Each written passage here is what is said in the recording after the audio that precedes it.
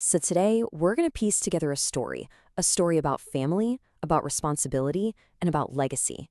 But we're not just reading some old biography. No, we're going to be detectives. We're going to use an obituary, a government manual, and even a personality test to uncover a really, truly human story. So what in the world could an obituary, a government manual, and a personality test possibly have in common? Well, it turns out when you lay them all out side by side, they tell the incredible story of the Burgess family. It's a story of love, yeah, but also about the nuts and bolts of loss and the special kind of character it takes to carry a family's legacy forward. So let's dive in right at the start.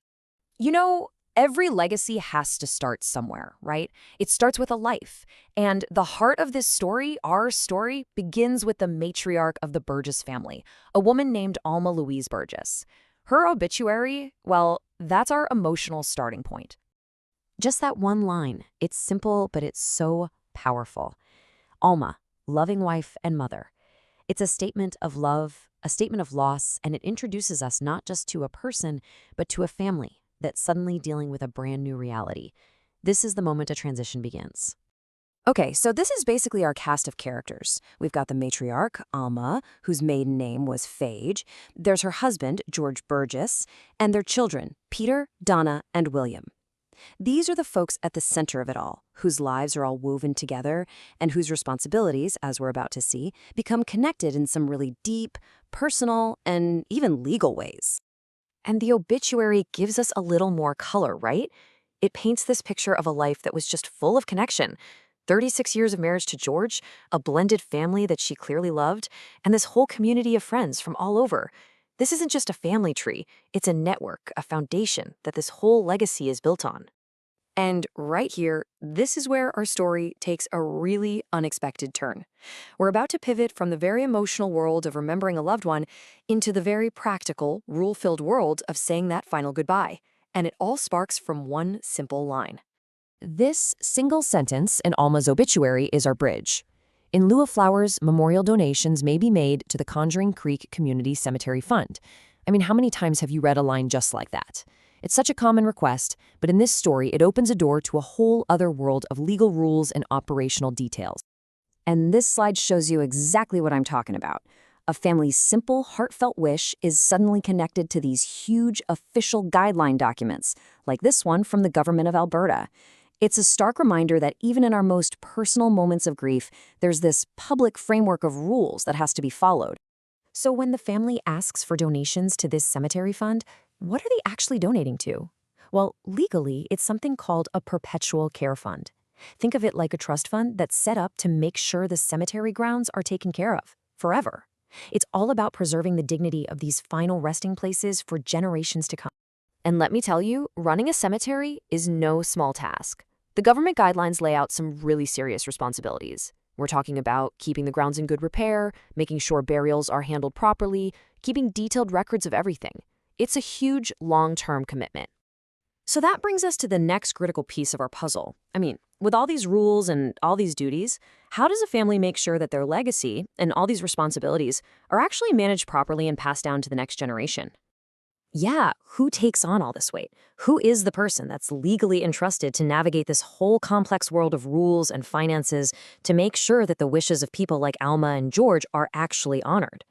Well, the answer is right here, in our second document, the last will of George Burgess.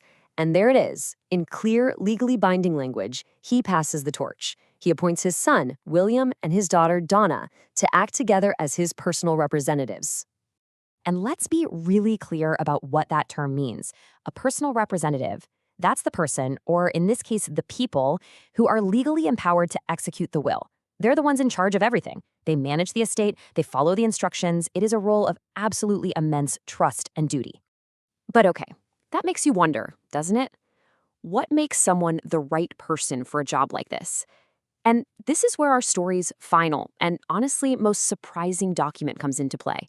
It gives us this completely unique insight into the character of one of the people given this huge responsibility.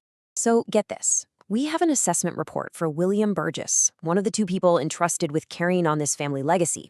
It's called a Working Genius Assessment, and it gives us this fascinating peek behind the curtain at the personality traits that make him so uniquely suited for this role. All right, so check this out. This report paints a fascinating picture of what makes William tick, professionally speaking. It points out his working genius, the stuff that actually gives him energy and joy, are two things called enablement and tenacity. And then on the flip side, you have his frustrations, the tasks that just drain him. But for right now, let's focus on those two big strengths. So what do those words even mean?